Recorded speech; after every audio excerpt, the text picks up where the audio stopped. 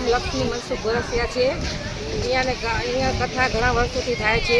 આ કથા શિવ પુરાણની કથા બહુ મોટા પાયે અહીંયા એનું આયોજન કરવામાં આવે છે અને શાસ્ત્રીય શ્રી અશ્વિન મહારાજ શ્રી માંડવીથી આવે છે। દર વખતે એના મુખ્યથી અમે આ કથાનું રસપાન કરીએ છીએ।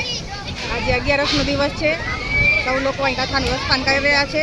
મારા ખ્યાલથી અહીંયા લગભગ 65 વર્ષથી કથાનું રસપાન થઈ રહ્યું છે। અહીંના યુવક અને યુવતી મંડળ ગુંદેશ્વરના બહુ સારી રીતે કથાનું આયોજન કરી રહ્યા છે અને બહુ ઉત્સાહથી કથા કરી રહ્યા છે। આજે 11ના દિવસે શું મહિમા છે?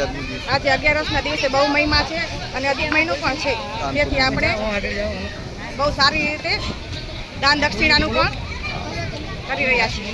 મારું નામ છે પૂરભાઈ રત્ના મેપાણી। કંઠાને 7મો દિવસ છે। આજે સંત જોગીબાઈઓ આવ્યો હતો। કથામાં અમને બહુ આનંદ છે, બહુ ખેડો થાય છે, બહુ મજા છે। લગભગ 50 વર્ષથી કંઠા થાય છે અહીંયા। ઉપર ગામને આંગણે છેલ્લા અનુમાન લગભગ 62 વર્ષથી આ પરંપરા છે। ગુંદેશ્વર મહાદેવ ગુંદાવાડી વિસ્તારમાં વડીલો વખતથી આ લોકો પુરુષોત્તમ મહિનામાં શિવ મહાપુરાણનું આયોજન કરે છે અને જે ડોનેશન થાય એ વહીવટી ખર્ચને બાદ કરતાં જે કંઈ રકમ હોય એ બધી જ ગૌસેવામાં સમર્પિત કરવામાં આવે છે। વર્ષોની આ પરંપરા છે। 11 દિવસનું અહીંયા આયોજન હોય છે। શિવ મહાપુરાણની કથા સાથે સાથે બૃહદ નારદીય પુરાણમાંથી જે પુરુષોત્તમ માસના મહાત્મ્યના 40 અધ્યાય છે એની પણ કથા સાથે સાથે વક્તા દ્વારા કહેવાતી હોય છે। એટલે 11 દિવસનું આયોજન હોય છે।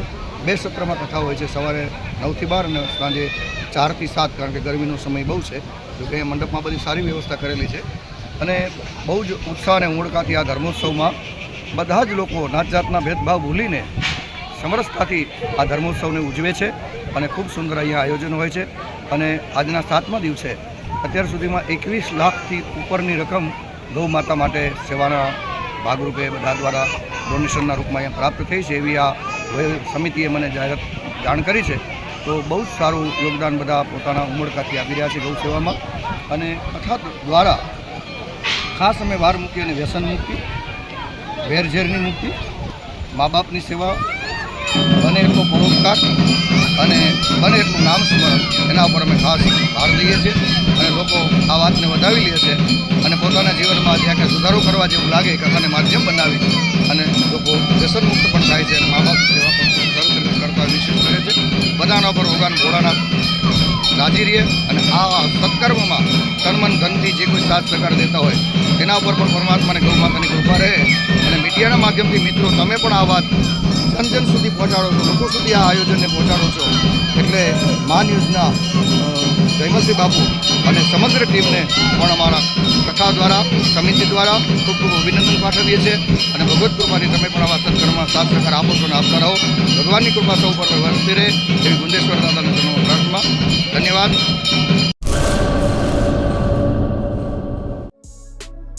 अस्सलामु अलैकुम व रहमतुल्लाहि व बरकातुहु। समग्र कच्छवासीओने हाजी हारूनभाई ત્રાયા તરફથી પવિત્ર બકરી ઈદ નિમિત્તે હાર્દિક શુભેચ્છાઓ અને ખૂબ ખૂબ મુબારકબાદ।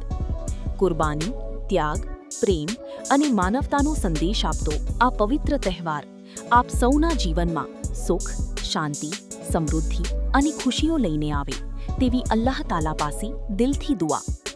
અલ્લાહ તાલા આપના પરિવાર પર પોતાની રહેમત અને બરકત વરસાવે, આપને તંદુરસ્તી, સફળતા અને ખુશહાલી અતા કરે તથા દરેક નીક ઈચ્છાઓ પૂર્ણ કરે।